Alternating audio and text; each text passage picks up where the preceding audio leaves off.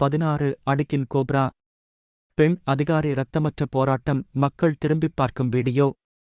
அறிமுகம். ஒரு கிங் கோப்ராவின் கம்பீரமான காட்சி அல்லது ஒரு காட்டுப்பகுதியின் பறவை காட்சி. குரல். ஆழ்ந்த, அமைதியான தொனியில் சோகஸ்மைலி. வணக்கம் நண்பர்களே. நம் வாழ்க்கை தத்துவம் சேனலுக்கு உங்களை அன்புடன் வரவேற்கிறோம். சில தருணங்கள் நம்மை வியப்பில் ஆழ்த்தும், சில நிகழ்வுகள் நம் மனதை நெகிழ வைக்கும். ஆனால் சில சம்பவங்கள் நம் வாழ்வின் ஆழமான தத்துவங்களை உணர்த்தும். இன்று நாம் பார்க்கப் போவது அப்படியான ஒரு நிகழ்வுதான். ஒரு 16 அடி ராஜநாகம், ஒரு பெண் அதிகாரி மற்றும் இரத்தமற்ற ஒரு போராட்டம். இது வெறும் ஒரு வீடியோ அல்ல, இது வாழ்க்கையின் ஒரு பாடம். வீடியோவின் சில கிளிப்புகள். பாம்பு பிடிபடும் காட்சிகள். அதிகாரியின் நிதானம். குரல். கேரள வனத்துறை அதிகாரி ரோஷ்னி.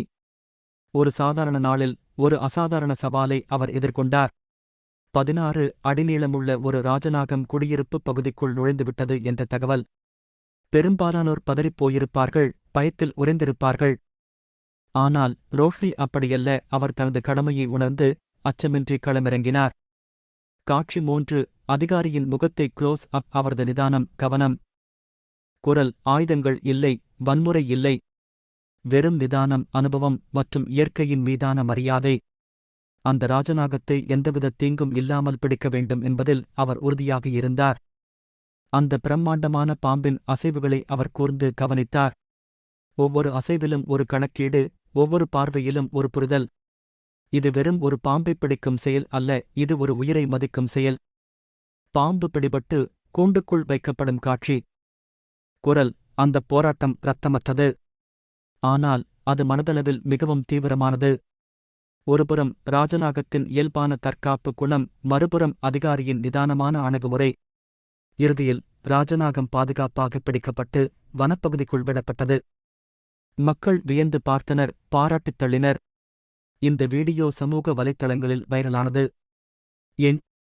அதிகாரியின் ஒரு புன்னகை அல்லது நிம்மதியான முகபாவம். குரல். ஏனென்றால் இது வெறும் ஒரு பாம்பு மீட்பு அல்ல, இது நமக்கு பல வாழ்க்கை தத்துவங்களை உணர்த்துகிறது. அச்சத்தை வெல்லும் தைரியம். நம் வாழ்வில் பல ராஜநாகங்கள் போல சவால்கள் வரலாம். அவை பெரியதாக, பயமுறுத்துவதாகத் தோன்றலாம். ஆனால் ரோஷ்னி போல நாம் தைரியத்தையும் நிதானத்தையும் கடைப்பிடித்தால் எந்த சவாலையும் வெல்ல முடியும். நிதானமே பிரதானம். பரபரப்பான சூழலில் பதற்றம் கொள்வது இயல்பு. ஆனால் நிதானமாகச் செயல்படுவதுதான் சரியான தீர்வுகளை நோக்கி நம்மை இட்டுச் செல்லும். ரோஷ்னியின் ஒவ்வொரு அசைவும் நிதானத்தின் வெளிப்பாடு. கடமை உணர்வு.